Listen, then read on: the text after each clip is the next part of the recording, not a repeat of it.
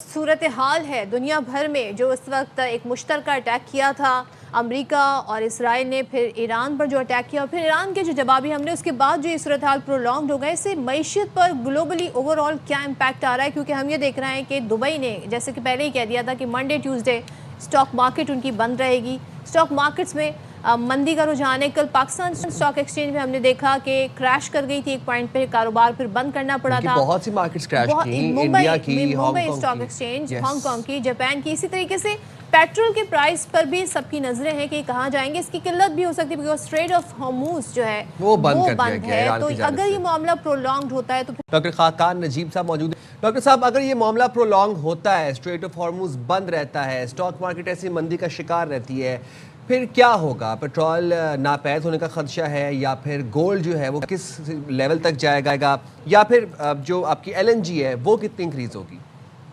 पहली तो ये बात आपने जैसे कही, असल बात यह है कि अगर ये कंटेन्ड कॉन्फ्लिक्ट रहता है और ये अगले 2-4 हफ्ते में रिजॉल्व हो जाता है और कोई पीस टॉक्स हो जाती हैं, फिर तो जो इस वक्त ऑयल की स्पाइक है वो तकरीबन $85 है, ब्रेंट जो है वो 70 से यानी कि तकरीबन 20% बढ़ गया है। ऑब्वियसली इसका एक दुनिया की जो मईशतें हैं उन पे इन्फ्लेशनरी इम्पैक्ट है, ये GDP ग्रोथ को स्लो कर सकता है। फिर आपको पता है ट्रेड और लॉजिस्टिक्स का जो शॉक है, यानी कि टैंकर इंश्योरेंस है, कमोडिटी रिपल, इस पर जो वीट, फर्टिलाइजर, अगर आप कीमतें देखें और कीमतें देखें आप कॉपर की, एल्यूमिनियम की, यानी कि जो माइंस एंड मिनरल्स के प्रोडक्ट्स होते हैं, वो भी ऊपर गई हैं।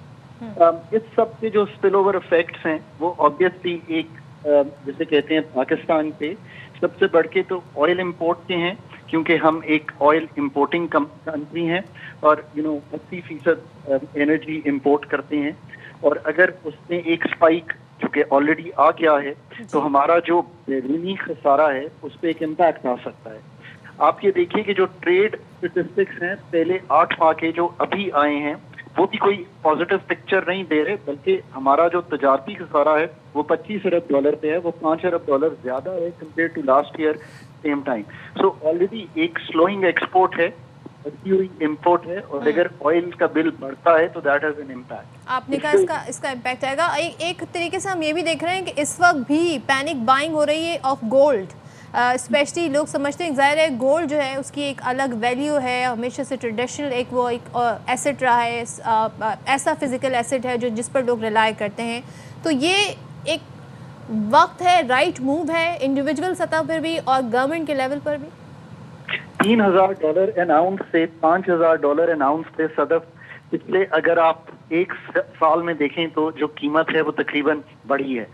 सो गोल्ड को एज अ सेफ हेवन, आप बिल्कुल सही कह रही हैं, समझा जाता है, स्पेशली इन टाइम्स जबकि अनसर्टनिटी दुनिया में होती है। सो लोग उसको इन्फ्लेशनरी हेज, यानी कि जो कीमतें उनकी जो इन्फ्लेशन हो रही होती है उसको हेज करने के लिए, और सेंट्रल बैंक्स बहुत से जो डॉलर से निकले हैं उन्होंने गोल्ड खरीदा है, स्पेशली चाइनीज सेंट्रल बैंक। सो आज भी वो एक इन्फ्लेशनरी हेज है।